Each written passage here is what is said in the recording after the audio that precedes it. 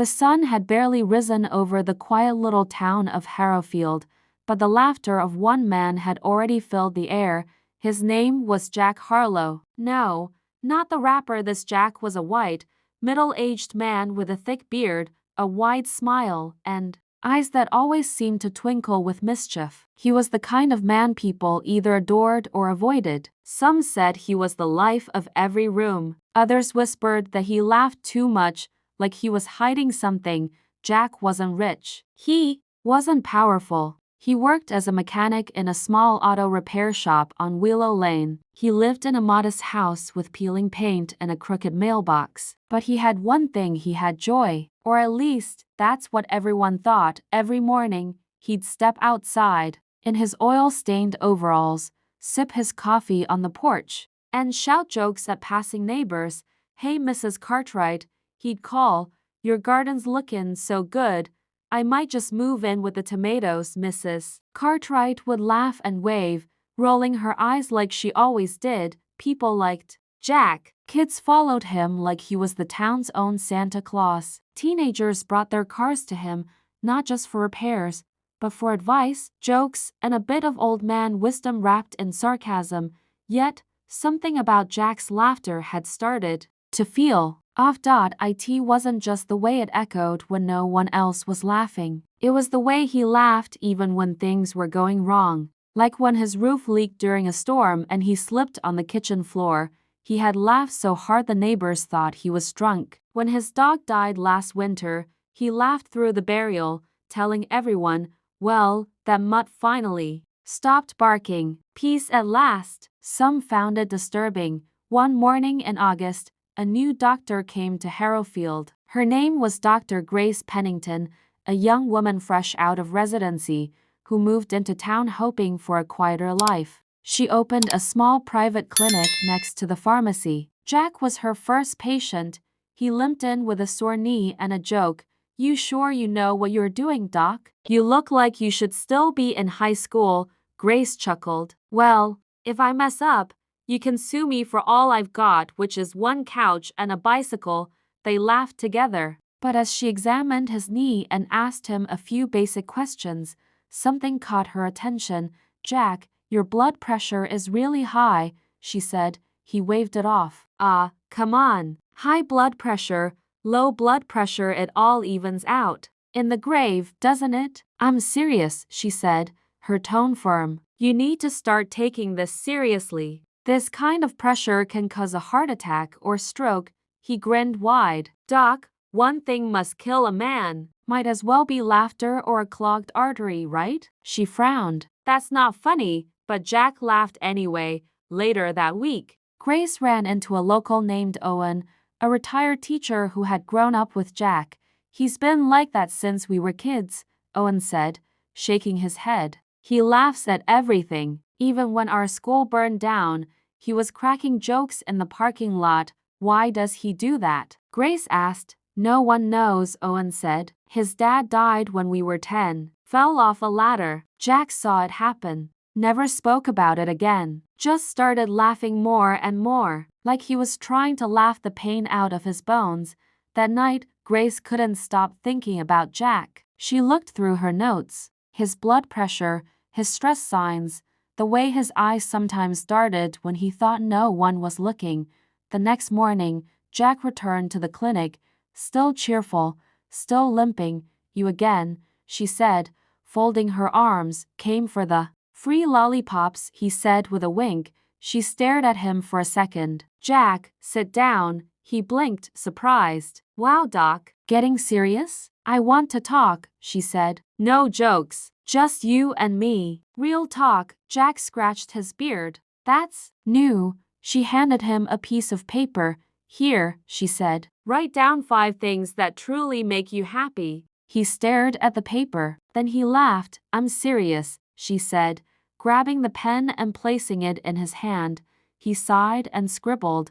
"Coffee on the porch, fixing cars, making people laugh, old songs on the radio, peace and quiet." "Just kidding. Chaos is more fun." She looked at the list. "Is that really what brings you joy?" Jack shrugged. "Some days, I don't know. I laugh because if I stop, I might break, Grace leaned in. Jack, you're using laughter like a shield. He didn't answer.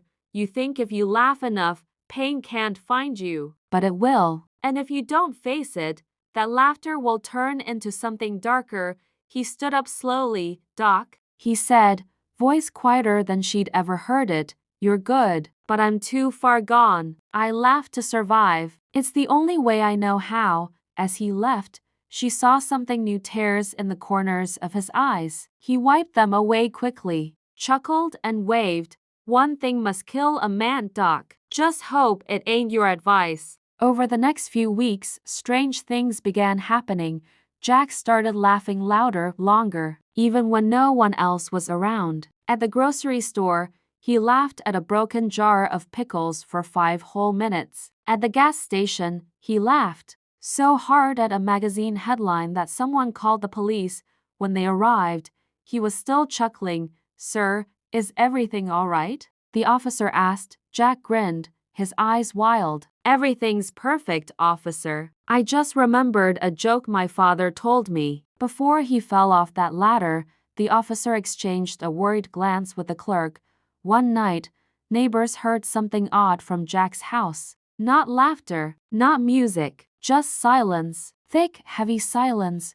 When morning came, Grace walked past his house on the way to work. Something felt wrong. The porch was empty. The coffee mug was untouched. The door was slightly open. She stepped inside. The living room was a mess. Bottles, papers, and on the wall, written in thick black ink, one thing must kill a man. In the kitchen, she found Jack, slumped on the floor, not dead, not laughing, just breathing barely. She called 911. At the hospital, they said he had overdosed on sleeping pills and whiskey, but he survived. Grace stayed beside him for hours. When he finally opened his eyes, he whispered, I got tired of laughing, Doc, and I didn't know what else to do.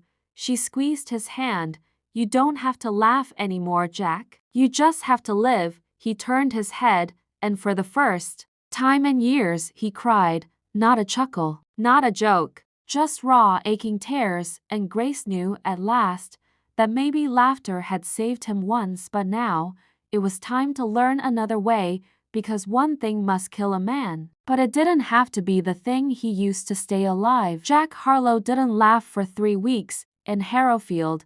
This was as strange as the sun not rising. The mechanic with the crooked smile and endless jokes became the quietest man in town. People noticed. Of course, they noticed. Mrs. Cartwright didn't get her daily tomato joke. Teenagers didn't hear Jack yell from across the street, hey, that car's worth less than your excuses. The laughter had vanished, and in its place was a silence so heavy it settled over the town like a fog. He came home from the hospital with nothing but a plastic bag filled with pills and a warning to take it slow. Grace had arranged everything, his discharge, his follow-up appointments, even the neighbor kid who helped mow his lawn. She came by every few days, checking on him not as a doctor, but as a friend.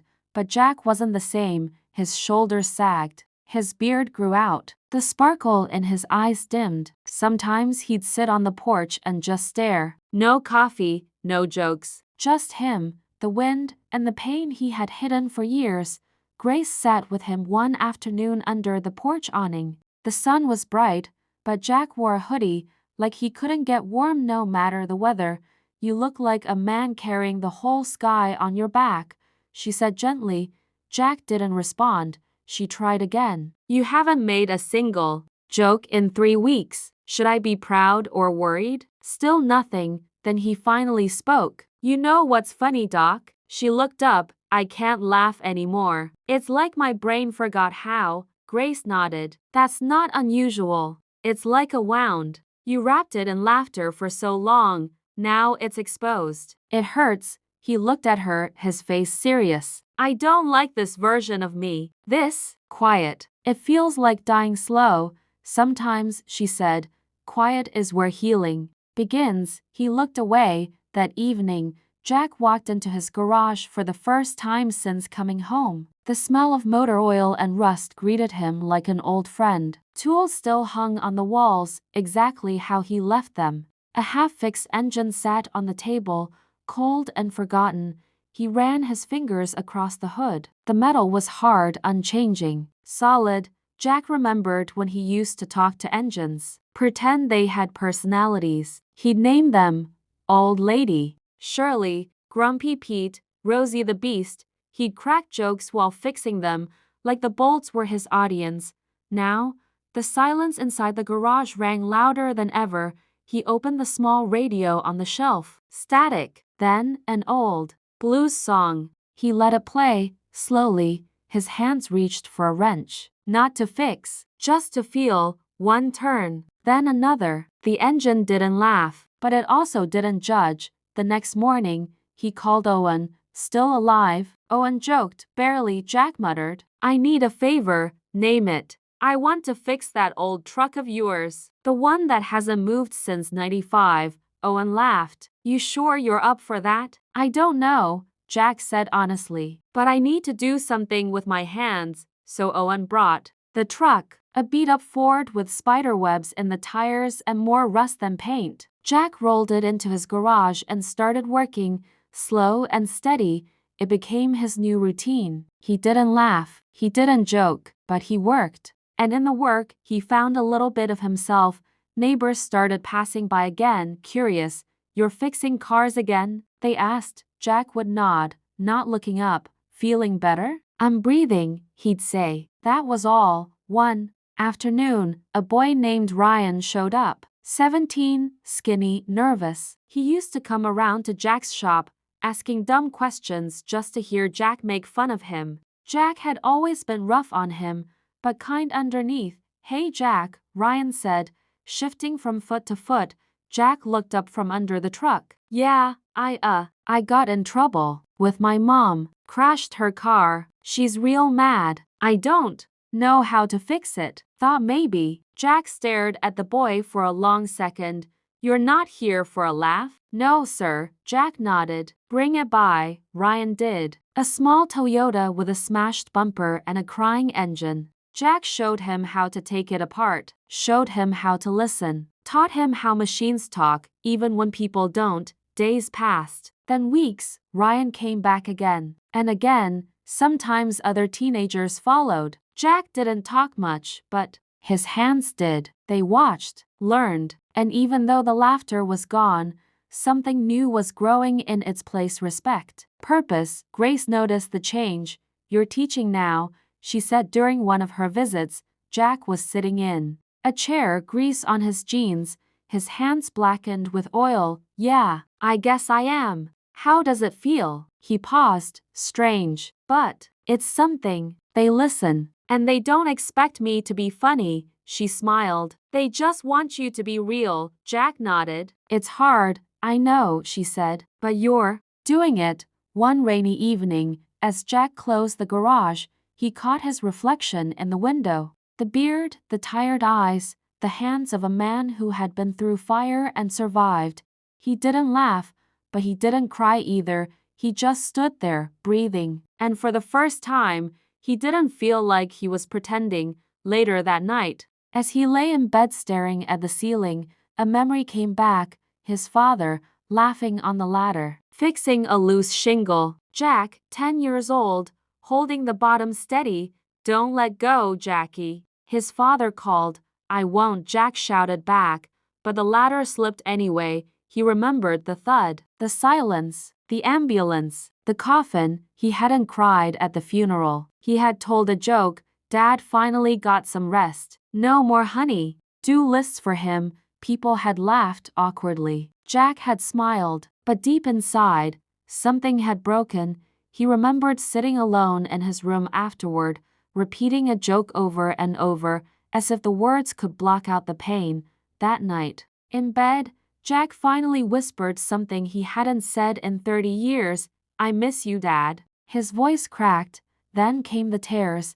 They didn't stop for a long time, but when they finally did, Jack didn't feel broken. He felt clean, emptied, like the storm had passed. In the stillness of the room, he whispered again, one thing. must kill a man. But maybe it's not grief. Maybe it's pretending it's not there. He closed his eyes. For once, sleep came easy. Tomorrow, he'd fix another car, and maybe, just maybe, he'd tell a small joke, not to hide, but to heal. The town of Harrowfield slowly began to adjust to the new version of Jack Harlow.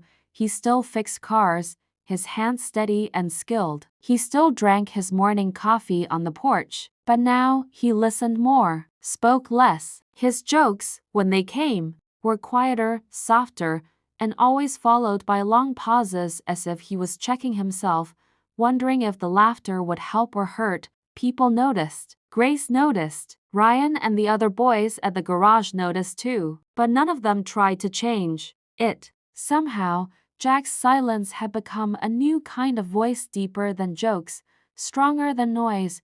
One bright Saturday morning, Ryan arrived at Jack's garage with a wide grin. "I got accepted," he said, waving a folded letter. Jack looked up from a carburetor. "Accepted where?" "Vocational school. Auto mechanics program in Lexington. Full ride." Jack blinked. The boy he once teased for not knowing the difference between a wrench and a crowbar was now on his way to becoming a professional. That's good, kid." Ryan rubbed the back of his neck. "Wouldn't have happened without you, Jack. You taught me more than any class ever could." Jack stood up slowly. "Nah, you showed up. That's all you." But inside, he felt something warm, pride, maybe, or a piece of hope returning. Ryan stayed for a bit, helping Jack finish an oil change. Before leaving, he turned back and asked, "You ever think about teaching full-time?" Jack raised an eyebrow. "At a school?" "Yeah, you're kinda good at it." Jack snorted, the closest he had come to laughing in days. "I can't imagine a classroom full of me's." "Well, maybe they need someone like you." Real, messed up, but honest. That night, Jack couldn't sleep. He lay on the couch, staring at the ceiling fan turning slowly above him. Teaching him? He thought about all the times he had been alone in that garage, how he had turned laughter into a wall, how he had pushed people away with jokes, made them think he was fine when he was far from it. But now things were different. Grace had once said something to him. "Laughter is good, but truth is better." The next morning, Jack walked to Grace's clinic, something he hadn't done in a while. She looked surprised to see him. "You sick?" she asked. "Not yet," he said, managing a weak smile. "Can we talk?" Of course. They sat outside on the bench under the maple tree. The wind was soft, carrying the scent of pine and coffee from the bakery across the street. "I think I want to apply," Jack said. "Apply where?" "To teach. Maybe part-time. Maybe help out at that school in Lexington." Ryan mentioned it. Grace's smile spread slowly across her face. "That's a big step." "Yeah. Feels weird." "Why?" "Because for most of my life, I've been the clown. You know, the guy with the joke. The guy who made pain funny. Now, I want to be something else, but I don't know if I can."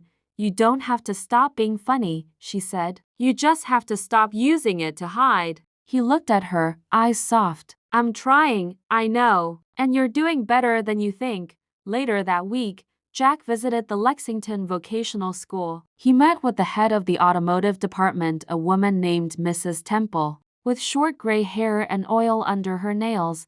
"I heard about you from one of our new students," she said. "Ryan speaks highly of you." Jack shrugged. "He's being kind. Would you be interested in mentoring? Maybe a weekly class, helping students with hands-on learning." Jack rubbed his chin. "I don't have a degree. You have life experience. That's worth more than paper sometimes." He nodded slowly. "All right, I'll give it a try." Driving back to Harrowfield, Jack turned on the radio and heard an old song his father used to sing in the garage. For the first time in years, he sang along, quietly, off-key, but it made him smile.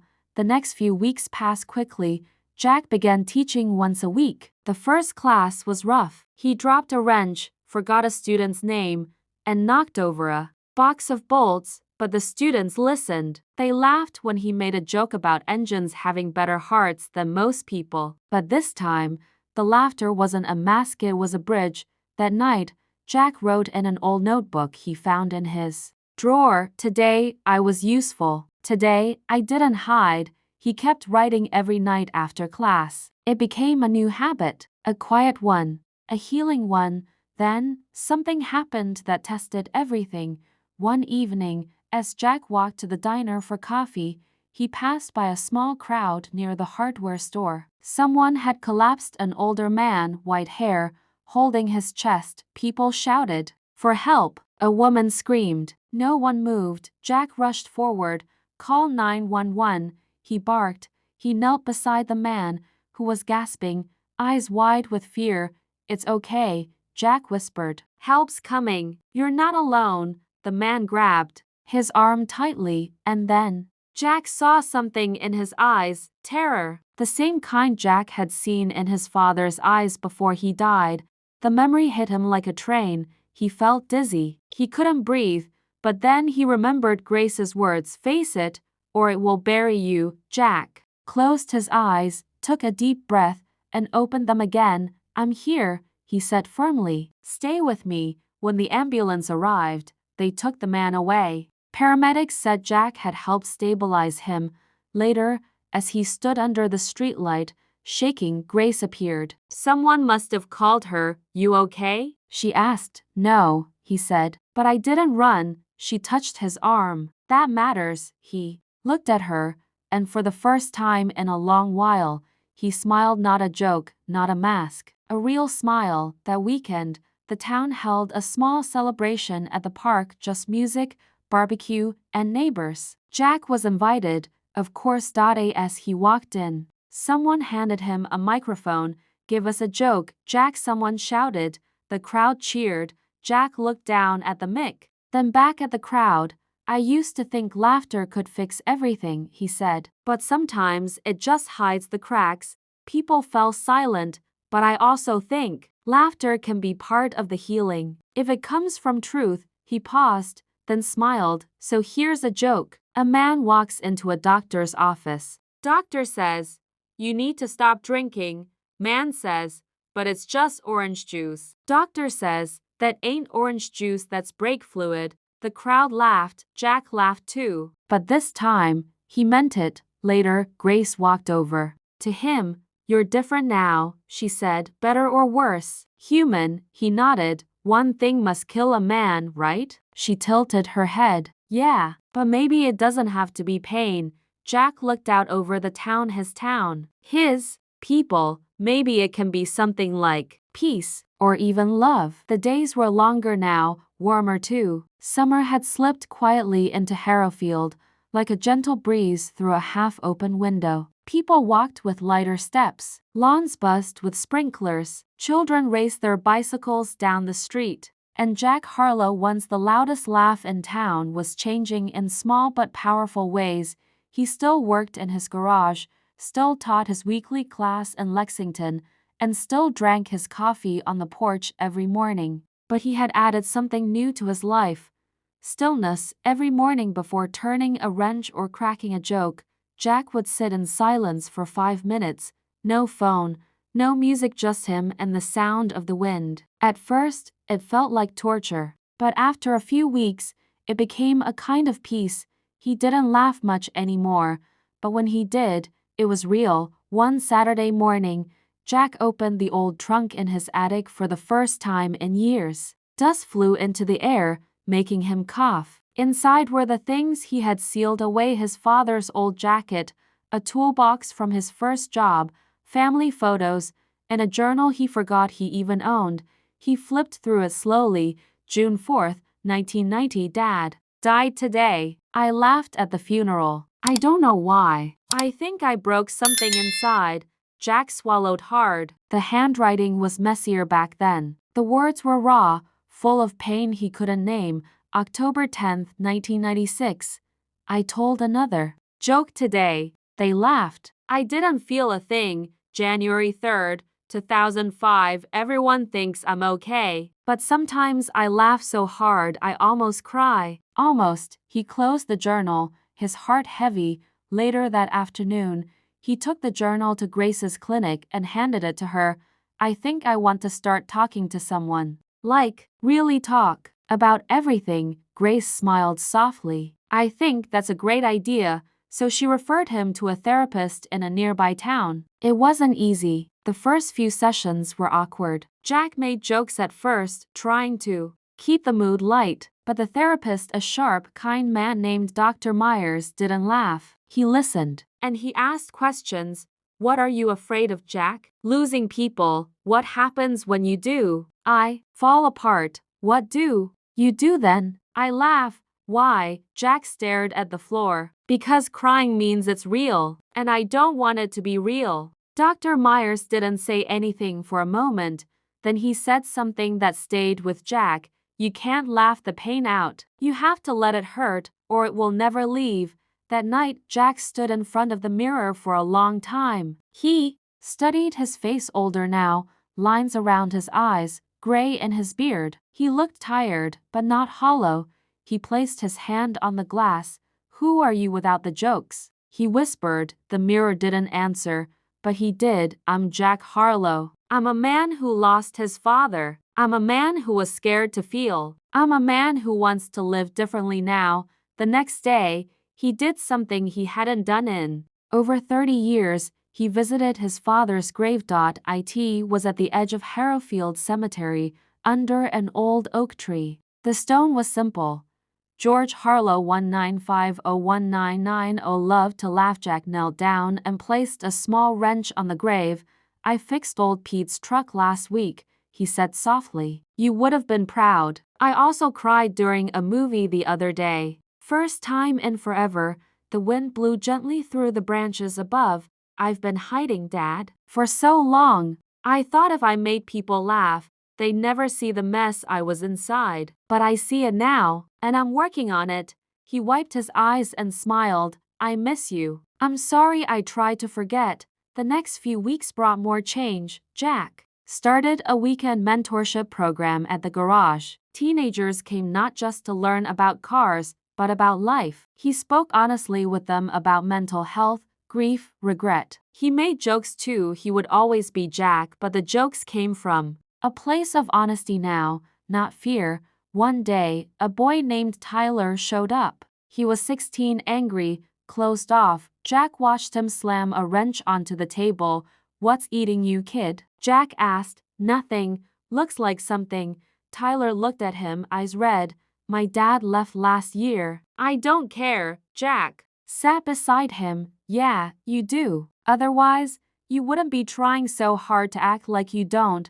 Tyler looked away. He used to laugh at everything, even when he was drunk. Said it was all a joke. Jack nodded slowly. Sometimes people laugh to hide how broken they are. The boy looked at him. Is that what you did? Jack didn't blink. Yeah. For a long time, they sat in silence for a moment. Then Jack said, but you don't have to repeat the same pattern. You can feel the pain and still move forward. The boy didn't respond, but he stayed. That was enough. Meanwhile, Grace had become more than just a doctor. She and Jack began taking walks in the evening. No pressure, just steps and stories. She told him about her life before Harrowfield, how she moved from a fast city to this slow town to escape burnout. Funny, isn't it? She said one evening. You came here to fix engines. I came to fix people. And somehow, we ended up fixing each other. Jack smiled. I guess broken things find their way back together, piece by piece, even broken people, especially broken people. One night, after one of their walks, Grace asked a question Jack never expected.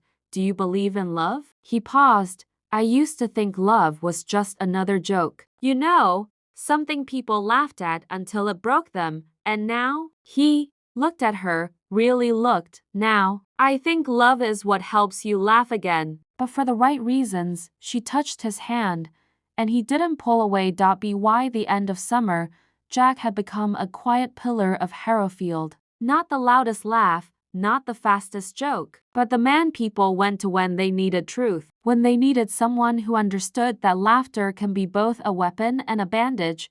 One evening, he stood on his porch with a group of kids he had taught. Grace beside him, the sunset painting the sky orange and gold.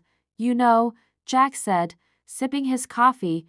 I used to think laughter was everything, and now? Grace asked. He took a deep breath.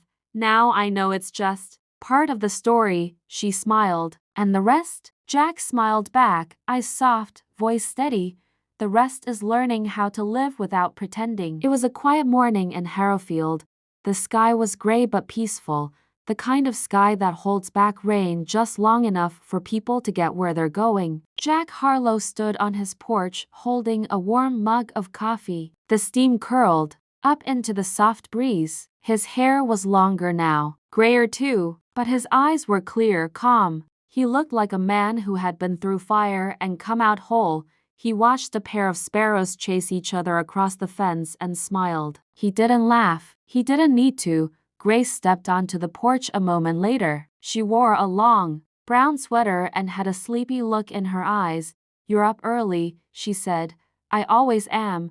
She walked over and leaned against the rail beside him. They stood together in silence, letting the morning speak. "Big day today," she said eventually. Jack nodded. "Yeah, didn't think I'd ever go back." "You're ready," she said. He didn't answer. He didn't have to. Later that morning, Jack drove to the Lexington Vocational School, this time, not to teach a class or visit a student, but to give a speech. The school was holding a graduation ceremony for the students he had mentored during the past year. The hall was filled with proud parents, wide-eyed teenagers in blue robes, and a banner that read, "Building tomorrow, one bolt at a time." Mrs. Temple, the head of the department, welcomed everyone with a short speech. "And now," she said, "we have someone very special to say a few words. He's not a professor, he's not a scholar, but he is one of the finest teachers we've had. Please welcome Mr. Jack Harlow." Applause filled the room. Jack stood slowly, adjusted his collar, and walked to the stage. He stood behind the microphone, gripping the sides of the podium. He took a deep breath and began. "I'm not good at speeches," he said. "Most of the time, I just fix what's broken and hope it holds." Laughter. Real, gentle laughter, but I've learned something over the years. Something important. Something simple. He paused. "For a long time, I used to laugh too much. Not because things were funny, but because I was scared. Scared of losing. Scared of pain. Scared of silence. So I laughed and joked and made everyone believe I was fine." He scanned the room. Faces leaned in, listening. "But here's the truth. Laughter is good. It's beautiful, but it's not enough. You can't laugh your way out of grief. You can't joke your way past the things you're too afraid to feel." I tried. For years. Until it nearly killed me. Silence. Deep and thoughtful. I almost died pretending I was okay. I almost let the thing that helped me survive become the thing that destroyed me. He looked down for a second, then back up. "But then, I stopped pretending. I faced the pain. I asked for help. And I started fixing things, not just engines, but myself." He smiled. "A real one. So to you, graduates, as you head out into the world, remember this. One thing must kill a man. It might be a broken heart. It might be regret. It might be silence. But don't let it be the weight of hiding who you really are." A pause. "Speak your truth. Feel your pain. And when you laugh, let it come from a place of healing, not hiding." The room erupted in applause. Later, as students came up to thank him, one young woman said, "That was the first time I saw my dad cry. He's always been like you were funny all the time. But today, he cried. And I think he needed that." Jack squeezed her shoulder gently. "So did I." That evening, back in Harrowfield, Jack sat in his garage, flipping through his old journal. The pages had changed. New ink, new thoughts. September 12th.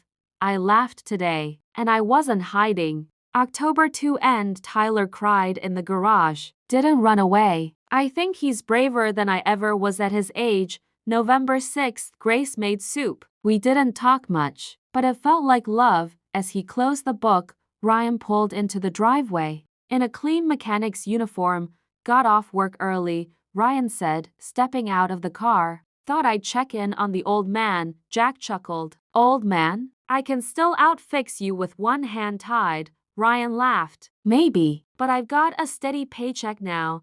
Thanks to you. They stood in the fading light, the sun dipping low behind the hills. Ever think of retiring? Ryan asked. Jack looked at his hands, stained with oil and age. Retiring from what? From all of this. The garage, the teaching, the kids. Jack shook his head slowly. No, this is what saved me. I used to think laughter saved me, but it didn't. People did. Grace did. You did. So if I can do the same for someone else, even one person, then I'll keep going. Ryan nodded. Well, just don't keel over during class. That'd be a terrible lesson. Jack laughed. Really laughed. Yeah, might ruin the mood. A few days later, Jack wrote his final entry in the journal. December 18th. One thing must kill a man. But it doesn't have to be sorrow. It doesn't have to be fear. For me, maybe it'll be old age, or grease fumes, or laughing too hard at my own jokes. But whatever it is, I'm not afraid of it anymore. I've already survived the worst thing, hiding from myself. The rest, I can face with my eyes open. He closed the journal and set it on the shelf beside his father's old wrench. Then he stepped out into the soft winter air, where Grace waited. With 2 mugs of cocoa, they sat together in silence, their hands warm, their hearts full, and somewhere inside Jack, the laughter lived again, not loud, not forced, but true. He had learned the most important truth of all. One thing must kill a man, but until that day Kamish could choose how to live.